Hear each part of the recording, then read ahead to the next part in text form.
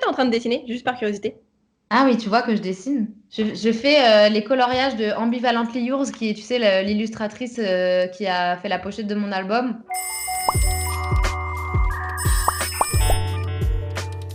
Mais là, c'est où alors? Bah, du coup, je suis à Lyon, enfin à côté de Lyon, dans ma maison où j'ai grandi. Donc, il y a mes parents et une partie de mes frères et sœurs. On est quand même beaucoup dans une maison qui est grande, mais pas immense, tu vois. Mais ça va, Voilà. tu vis bien le confinement? J'ai vu tout à l'heure tes stories où tu parlais de ton âme. Comment va ton âme?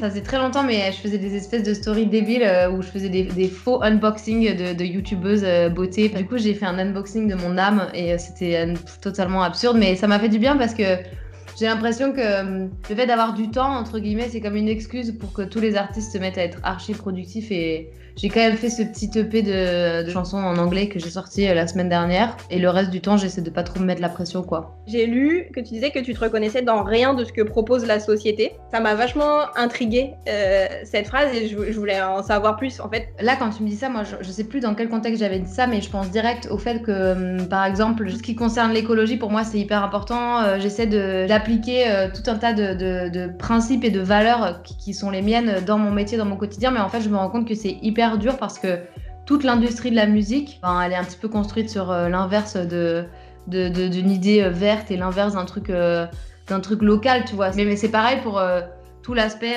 parler de mon orientation sexuelle et tout, tu vois, j'ai un peu l'impression que c'est comme si j'étais obligée du coup, d'aller beaucoup plus vite dans ma construction et dans mon engagement parce qu'en fait, sinon, je me retrouve un peu coincée, quoi, tu vois. il y a une chanson, c'est Grandiose. La parole dit: depuis que je n'ai pas le droit, je veux un enfant dans le ventre, je veux un enfant avant de connaître l'amour, etc. De quoi ça vient? De quoi ça vient de ces paroles-là? Et est-ce que tu as un avis là-dessus sur justement le débat autour de la PMA? Qu'est-ce que tu penses de tout ça? En fait, j'ai écrit cette chanson juste après m'être séparée de ma première copine. Je me souviens très bien de l'état d'esprit dans lequel j'étais, c'était que j'ai grandi, je me suis construite en me disant je veux avoir un enfant, je suis faite pour être une mère, genre pour moi c'est un but, je peux exister que si j'ai un enfant et tout. Et de réaliser que en fait, du coup, tout l'imaginaire que je m'étais créé autour de ça, ben, je pouvais pas connaître ce truc d'une famille hétéro, tu vois, d'une famille classique entre guillemets, qui rentre dans la norme parce que j'étais avec une fille et que c'était impossible du coup de rentrer dans cette norme-là qui était pour moi les fondations de mon avenir, quoi, tu vois. Mais du coup, sur mon EP de la quarantaine, j'ai écrit une chanson qui s'appelle No Kids, où je dis que je veux plus d'enfants, mais c'était un peu une blague, tu vois. Genre, en parlant de mes chansons, quand je devais chanter Grandiose sur scène au début, c'était hyper dur parce que c'est une des chansons les plus intimes de l'album et ça me faisait toujours hyper bizarre de raconter ça à plein de gens. Et en fait, au fur et à mesure de la tournée, les gens se sont mis à la chanter beaucoup. Du coup, c'est devenu un moment assez magique, mais au début, genre, les premières dates de tournée, je galérais un peu à la chanter. J'étais un peu en PLS et j'étais un peu submergée quand je chantais cette chanson, quoi. Est-ce qu'on peut parler de Safia ou pas? Je vous ai vu en story en train de danser, j'ai été morte de rire en train de danser sur un morceau de Céline Dion. Quel est mon destin?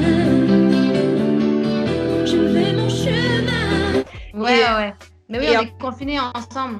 Ben, en fait, Safia et moi, on est vraiment comme des meilleurs amis. On se connaît depuis 4 ans. On a vécu un milliard de trucs ensemble. Et en fait, elle était en France parce qu'elle faisait mes premières parties tout le mois de février. Bah, du coup, elle a décidé de rester ici. Et franchement, c'est hyper cool d'être avec quelqu'un de proche et d'être avec quelqu'un qui me connaît finalement probablement mieux que ma famille. Et elle est hyper créative. C'est elle qui a masterisé. Mon EP de quarantaine, c'est elle qui a fait le graphisme de la pochette et tout. En fait, elle a plein de connaissances que j'ai pas. On se disait quand j'ai sorti le l'EP de la quarantaine, là, les 40 Quarantine Phone Sessions, on se disait on pourrait être toutes les deux, genre perdues dans la forêt et faire de la musique et réussir à produire des choses sans avoir besoin de personne parce qu'on a des compétences qui se complètent un peu. Mais du coup, pareil, c'est pas mal, ça crée un équilibre, je pense. qu'est-ce qui te pousse à venir au Québec? C'est les mêmes raisons que quand j'avais 14 ans. C'est que je me sens bien à Montréal, que je me sens bien au Québec, que c'est un système et un système de valeurs et un système de social aussi qui me convient mieux, qui me ressemble mieux. En fait, au début de cette année, je me suis dit, bah, ça y est, je déménage en décembre. Je me fixe une date parce que je m'étais jamais vraiment fixé de date. Et du coup, ben là, ça y est, je suis décidée. I should have known better. Nothing can be changed. The past is still the past. Bridge to nowhere, my mother had a brother.